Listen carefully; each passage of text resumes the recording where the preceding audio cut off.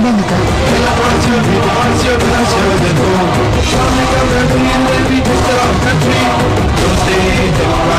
இப்ப நம்ம வடக்கு திசையை நோக்கி போகணும். போலாமா?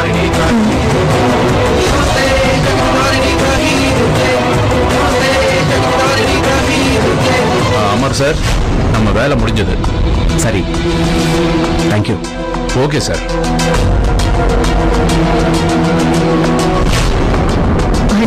அமர், ஓ நீ எப்ப திரும்ப வந்த? நான் இன்னைக்குதான் வந்தேன். இப்பதான்.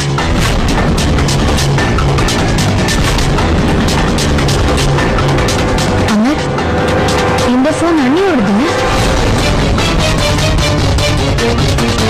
இது உன்கிட்ட எப்படி வந்தது?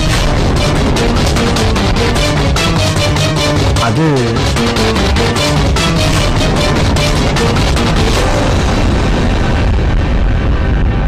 I'm sorry Seema. உங்களோட நோக்கம் வெற்றி அடைய வைக்கிறதுக்காக நான் இதெல்லாம் செஞ்சுதான் ஆகணும்.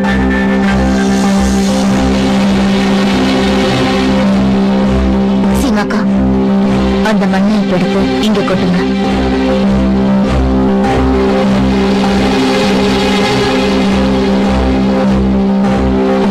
துளசி தாயே, உங்களோட புனிதமும் பரிசுத்தமும் இந்த உலகத்துக்கே தெரிஞ்ச ஒரு விஷயம்.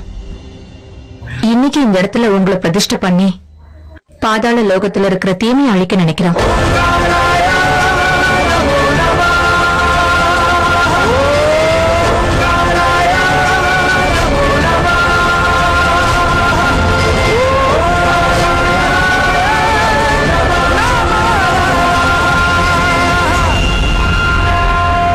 பாதாள லோகத்துக்குள்ள வர்றது சுலபம்தான்.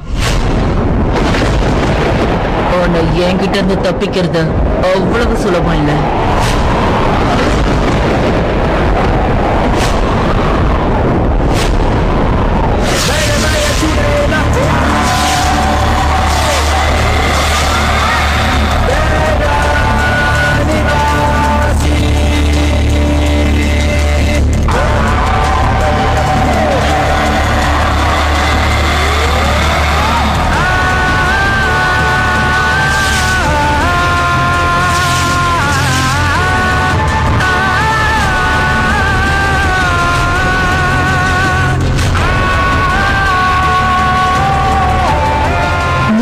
வந்தது எனக்கு தெரியாம போனதுன்னு உண்மைதான்.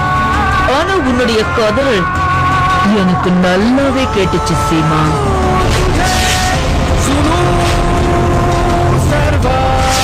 தேவிகா, தேவிகா சீக்கிரம் வா.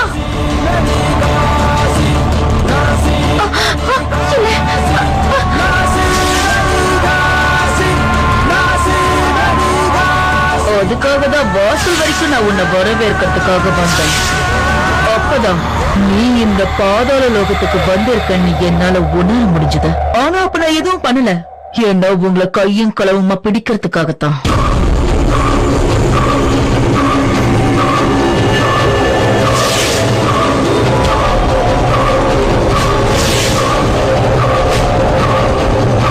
சீமாக்காவோட கண்ணடக்கம்னு எப்ப அழிஞ்சது? ஏன்னா அந்த மையாலதான் காயத்ரிக்கு சீமாக்கா இருக்கிறது தெரியாம இருந்துச்சு. அம்மா தாய், காயத்ரிக்கு சீமாக்கா இருக்கிறது தெரிஞ்சிடுச்சு. இப்ப நான் என்ன பண்றது? நீங்க என்ன நினைச்சீங்க? உங்களால இந்த காயத்ரிய அவ்வளவு சீக்கிரத்துல தோக்கடிக்க முடியுமா? என்ன முட்டாளாக்கணும்னு நினைக்கிறது ரொம்ப சுலபமானது இல்ல தேவிகா. பிரம்ம புத்தகத்தோட ரகசியத்தை சொன்னீங்க. அந்த நிமிஷத்துல இருந்தே நான் உன் மேல சந்தேகப்பட ஆரம்பிச்சிட்டேன் தேவிகா. அதனாலதான் உன்னை பின்தொடர ஆரம்பிச்சேன். அதுவும் உனக்கே தெரியாம.